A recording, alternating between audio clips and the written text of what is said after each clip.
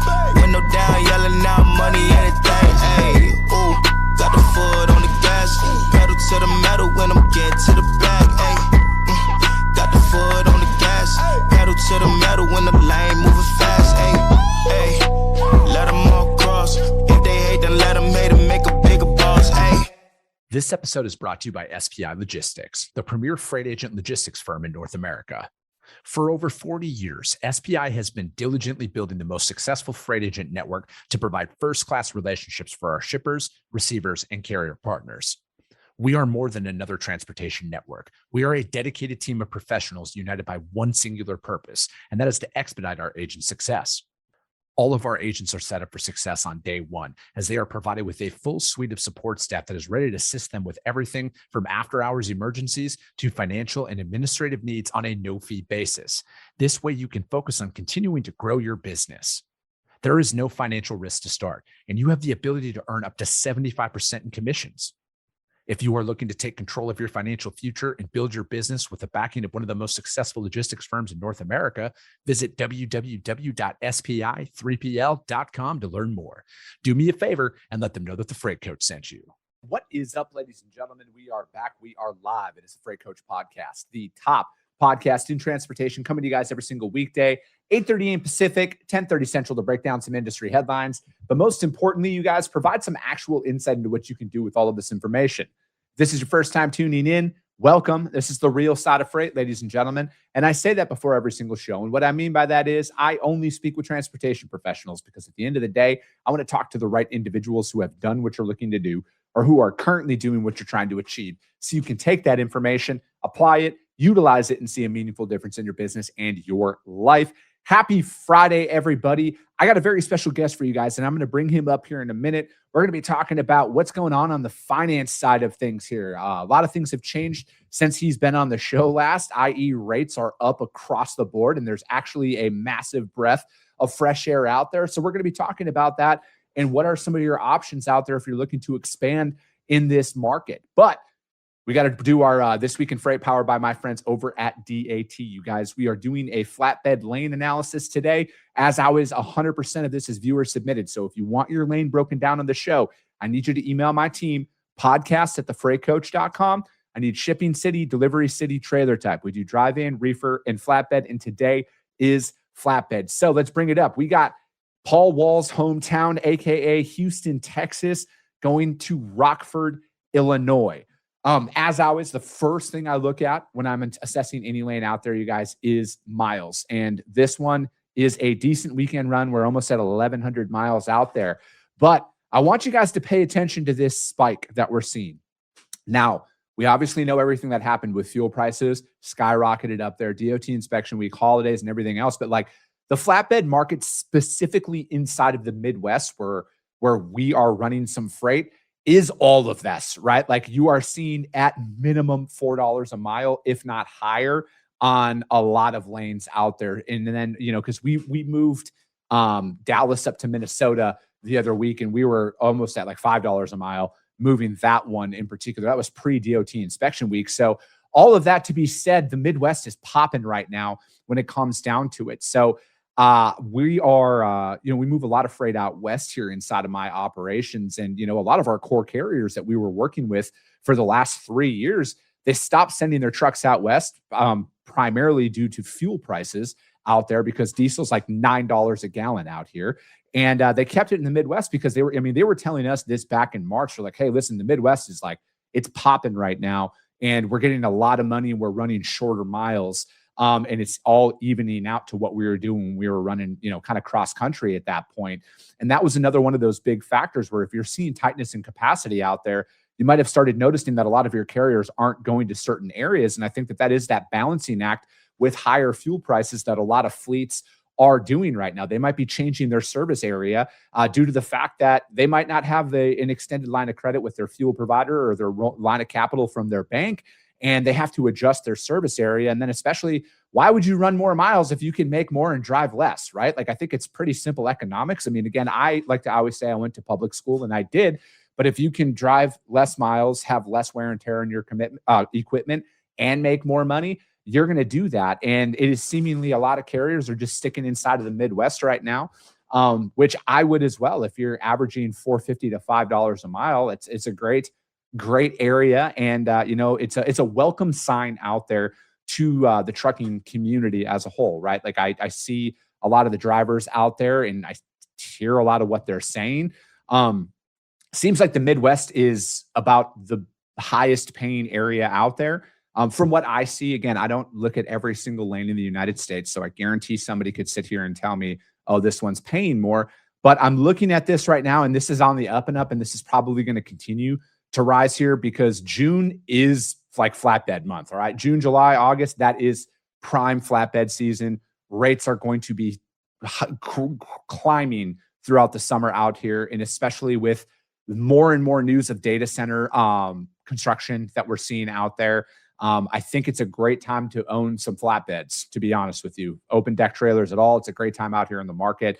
I would continue to see this rise. With this lane in particular, I would highly recommend pricing this as a truck in hand style thing, i.e. get a truck locked in for a day and then quote based on that. And the best messaging that you can bring to your customers right now, and again, you can fully disagree with me on this, but I would rather get a for sure yes on capacity right now when it comes to flatbeds than a maybe. And I just don't feel the desire to roll the dice on any lanes. So provide options, let them know if they're coming to you like, hey, I need this picked up on Monday and you got a truck to pick on Tuesday, present that options. I think more often than not right now, they're going to take that truck on Tuesday and work with their customer on that back end because again, they don't want this freight sitting there. And if you can bring them that and then bring that consistent capacity and consistent pricing, you're going to win long-term during this time out there. But that is This Week in Freight. Flatbed, Houston to Rockford, Illinois. It's rising and it's going to continue to rise. I wouldn't be surprised if we check back on this in July and that had a 5 sitting in front of it. I could see that going and trending in that direction. But speaking of all of that, higher rates and everything, what does this mean for the trucking community? Is this the breath of fresh air that they're looking for? Maybe they're going to be able to refinance some equipment, pay off some debt, buy more equipment. What's going on out there? And you guys know my guy. I got to shave my head to match his aura out here. I got Mr. James Currier back on the show. James, we're literally one hairstyle away from being almost identical twins. Oh, we're several years away from being matching brothers. I know this hairline is continuing to recede. It's just part of the territory now. You just accept the fact that gray hairs and going bald is what happens after you have kids. Listen, if you can become a silver fox, I'd recommend that. Oh, I'm trying. My wife already told me that. So my wife calls me a zaddy in front of our son because it fucking makes him cringe. So I don't even know what the term means, but if it makes me cringe too. Oh, that's funny. As it should, James. But dude, what's new out there, man? It's been a while. The last time we saw each other, I was jumping on your guys' all company call. It was great seeing some people that I hadn't seen in a while. Yeah, no, that was fantastic to have you, and nice that we could reciprocate. No, dude. So yeah, talk to me, man. How have things changed here over these last 6 to 8 weeks out there in the carrier? What are your clients saying out here right now? There seems to be some tension on the market, and that's saying it lightly, I think. The difficulty is not knowing what to expect in the future. The market is trying to price in increases while also adapting to constantly elevating fuel prices. It is nice to see the flatbed market doing so well right now. So that's nice, but reefers and dry vans need to catch up to where the flatbeds are in all reality, because the pricing just doesn't match the cost. Yeah. How are people, because when fuel prices initially spiked up, that was the only time for that week or 2 week period, at least from my business development calls on the shipper community, that they were like, shit, I think we got to start looking at other providers to bring in to do that. But it seemingly kind of leveled off, right? Even though it spiked up, it seemingly leveled off out there. And one of the big things that a lot of the carriers that we work with, because, we try our best to work with the same handful of trucking companies for the majority of our freight, James, they had all said, the biggest problem that we're seeing now is our fuel providers, our fuel card providers and our line of credit from the bank, they're not looking to extend us any credit on this to be able to offset this operating cost. So some of them had to change their operating model at that time because, now, and it's every time people, and I'm pointing this at the brokerage community, try and start doing carrier math on, oh, I don't understand if fuel costs this and, you guys should only need this to blah, blah, blah. I'm looking at it is now what they could possibly utilize in a 5-week period in fuel or a 4-week period, that you can cut that in half now, right? When you're looking at $1 plus a gallon higher to fill up your truck, I mean, and then you're burning that, like nobody's paying you any faster during this time. And it's like their operating costs were already high and they're higher now. And it's not like all the vendors are like, hey man, we're going to pay you in 15 days now because you're dealing with this. Yeah, that's not the way it happens in trucking. If anything, it slows down when you have these kinds of elements in the market that are impossible to price in. The people who are extending credit on the fuel card side are not any more excited to pay their bills any more quickly. Mm-hmm. Is there, I mean, kind of the title of the episode here, man, is there going to be a credit crunch now? Does this create an environment where, yes, higher rates are good on paper and in theory, but again, the cost to operate isn't going down, right? So it's not like a lot of their profit margins are necessarily increasing overnight. So are lenders again, this is kind of a broad question, but like, are lenders not necessarily keen to extend lines of credit right now or increase lines of credit in any capacity because maybe this hasn't been going on long enough, right? Like we're coming off of 4 years of depressed rates. Let's qualify when you say rate, an increase in rate, you're speaking about the freight rate, not the finance rate. So no, I meant like credit, like lines of credit. Yeah, freight rates, excuse me. That's the one I'm talking about, not finance rates, interest rates and stuff. So it's a good thing when freight rates go up. It's a bad thing for the carriers and the brokers when the finance rate goes up. So we'll just qualify that off the bat. Everybody wants lower finance rates. Yeah. Same thing with your mortgage. So to answer your question simply, there's not a credit crunch. There is a ton of capital out there for the right companies. The ones that are operating efficiently and are managing their cash flows appropriately, those are the ones who are going to do well going forward. There is a strict capital crunch on the companies that are not getting their financials done properly, who are not operating at maximum efficiency, the companies that are not focused on fleet utilization.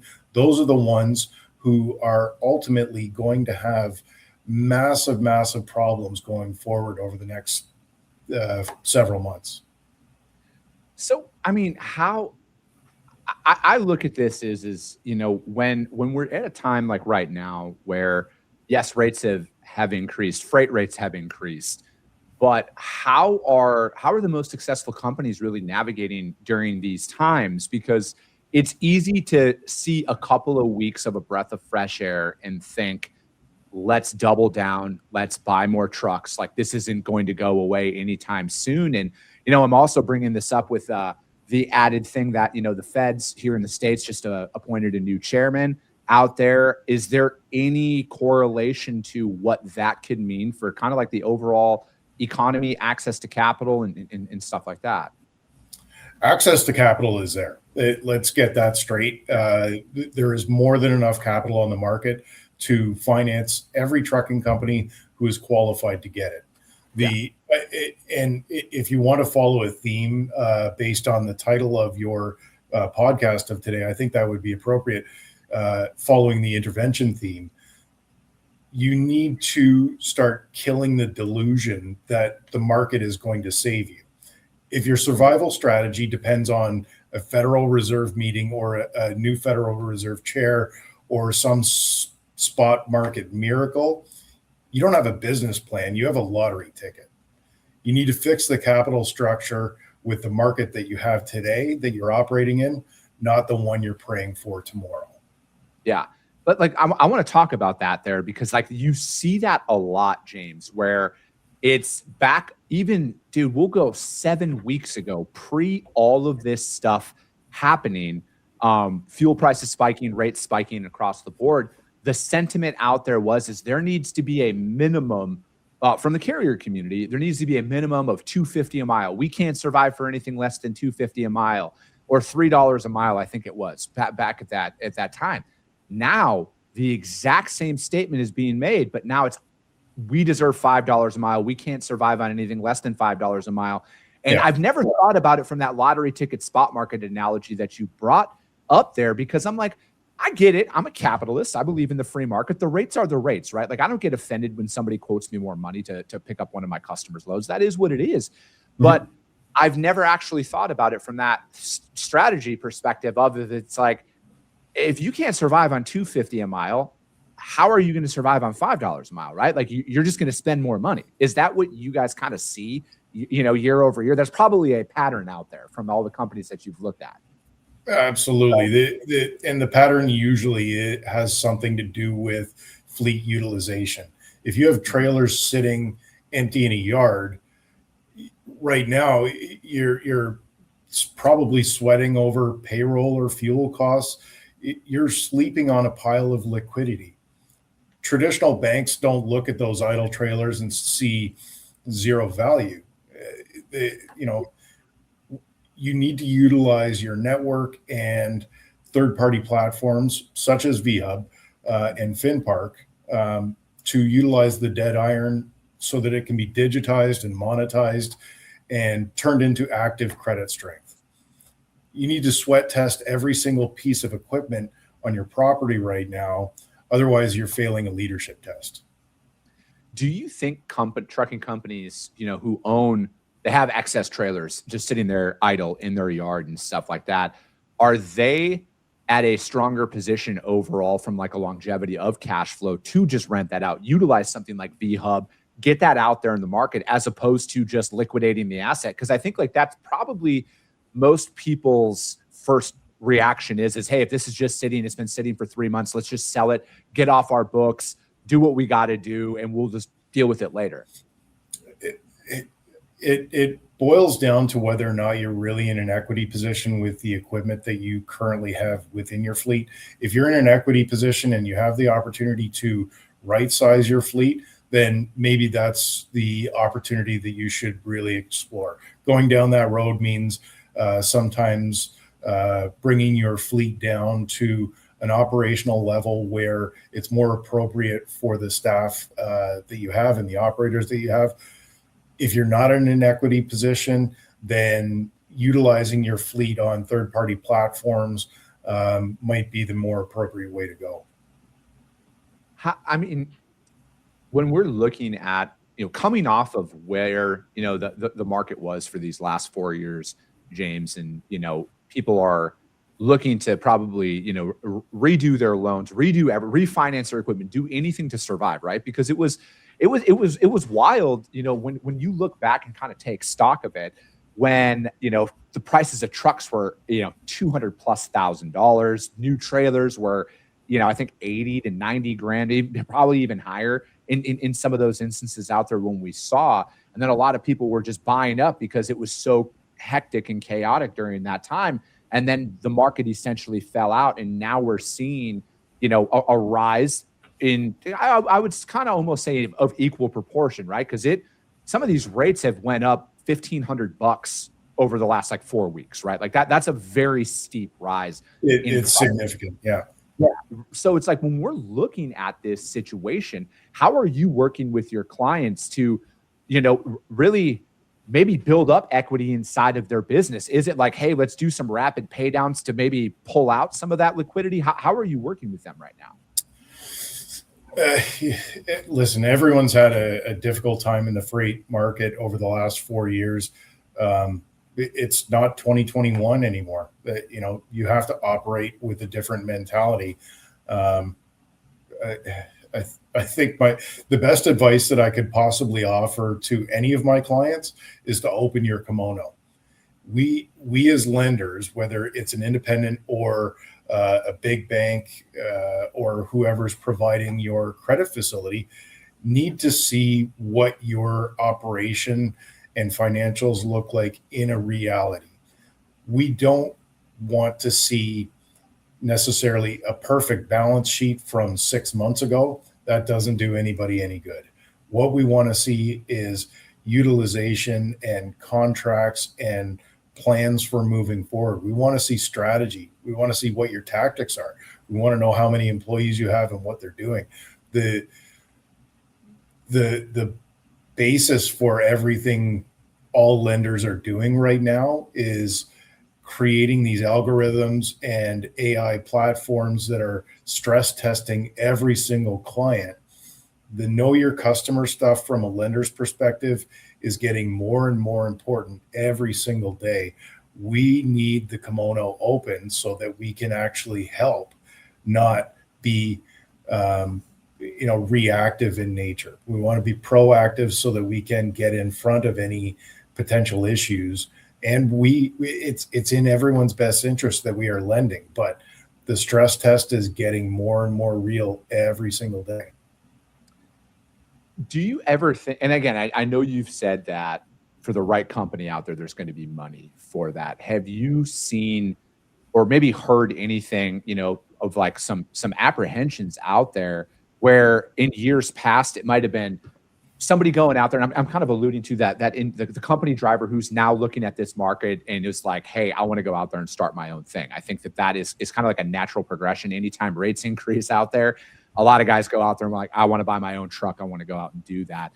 Do you think there are going to be any new hurdles or different mindsets from the lending community on that individual who wants to come out there? Is it like, hey, we're not like, there's no more run and gun. What is your strategy? How are you going to have any proof of revenue coming forward? Do you have any actual contracts from shippers that are going to give you dedicated freight? Or if you're just going to play the spot market, do you think that that's almost putting somebody at a disadvantage for maybe wanting to go out there on their own now? In history, the barriers to entry to getting into trucking were access to, call it a little bit of capital and the ability to drive and raise dolly legs. Going forward, everything that you just mentioned is what all lenders are going to be looking for. The mainstream commercial banks work on very rigid box checking algorithms. When the macro economy gets bumpy, they don't look at a carrier's potential. They just want to redline the entire industry. They're really good at handing you an umbrella when it's nice and sunny, but then they ask for the umbrella back when it starts raining. Yeah. You need to work with a lender that is proactive, but also understands the market has ups and downs and can work with you throughout a down period like we've seen over the last 4 years. Yeah. It's like, I know a lot of guys who own fleets. I know a lot of people. I mean, I'll throw myself in this one, like buying trucks is on our roadmap inside of our business, right? Because like I see things kind of trending out there as a broker where I don't want to ever say it's going to be required to own assets in the market, but I could see there being more of the shipper community leaning on brokers who have assets over just pure, non-asset based providers. I could be wrong on that. I just see that being more of an appealing sales strategy, just due to the fact that as capacity continues to tightens up and rates rise, like freight brokerage is as simple as this, James. The person with the truck wins. All right, plain and simple. Customers will pay more to move their freight if they need to, as long as you have trucks for it. It is as simple as that. So I look at it now from my seat as is, when is that right time to go forward? And if I don't have any experience owning fleets, is it going to be buying an existing trucking company, building it from scratch? And then are potential people like myself, if I come to you, it's like, I better be prepared to essentially put everything on the line personally, to personally guarantee any form of loan that we would be looking to acquire to purchase that. Personal guarantee is not always mandatory. What I'll say is that owning heavy assets like you do in the trucking world is not for the faint of heart. Any small, mid-sized, large-sized trucking company is going to tell you that. It can be an absolute nightmare, particularly when you let the fleet get away from you, whether it's an aging fleet or you're not doing preventative maintenance at the right schedule. You're not investing the right amount of capital into maintaining it. It is certainly not for everyone. There are terrific fleet managers out there, and there are terrific brokers. Often they're not the same people. We all have our strengths and our weaknesses. I'm not in the fleet operation business. I'm good at finance. I let the people who run the fleet tell me how they're running the fleet, and I work with the finance folks to ensure that they're getting the right capital at the right time to maintain their fleet, to grow their fleet, whatever they need to do. But focus on your strength and do what's best for your business outside of what you think it should look like. Mm-hmm. Yeah, it's it's interesting because I sit back and I read just as many articles as the next individual in this industry about kind of what's going on out there in the overall market, the economy. What are some of those threats and anything that could potentially derail what we're seeing in the market right now? And it's like, as much as things have risen in regards to rates out there in the market, yes, it's undeniable. Things have changed. Prices are up. Capacity's tight in certain markets across the board. Is this going to last for 2 years? I don't know. I think anybody who can sit here and say that it is I think they're a fool, and I think that they're just going for clip. Like, I could easily change my content strategy, James, and go very extreme in one direction or another. I think that we are operating on a TikTok culture, in the sense of, like, we get everything in 15 seconds or less, and we approach everything on a 15-second or less strategy in business, right? Where it's like, how is it affecting me right now in the moment? People aren't looking a couple of months down the line, where it's like, what if fuel prices fall, right? Like that's the thing that I think I'm paying attention to, maybe too much, right? I could be wrong with this, but if fuel prices drop back down again, right? Say they drop $1 a gallon across the board out there, what does that do to freight rates, right? Because now that fuel surcharge it was vomiting, and like, does that drop things back down to the $2.50 a mile mark in certain things, right? Hypothetical example. I could see that being a reality. I am a firm believer that you can't read and learn too much, particularly when it comes to geopolitics.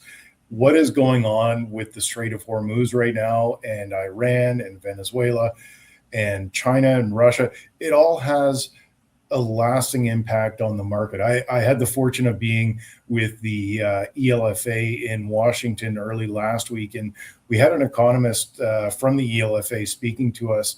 And one of the things that he brought up, and it was a phenomenal point, was that the TikTok culture, the social media culture, believes that everything that happens geopolitically in the world should have an immediate effect. So when the Strait of Hormuz got shut down, everyone was posting the next day that everything was bright and sunny and shiny, and we're good to go. There has been no economic effect because of the shutdown of the Strait of Hormuz, when in reality it takes several weeks, if not months, for the economy to start showing signs of grief or turmoil. We're seeing that now, 90 days into this conflict, and almost a year after the initial bombing in Iran. Now is when we're starting to see the dwindling oil reserves and the increase in fuel prices. What's going to happen 3 months from now? Your crystal ball works the exact same way as mine.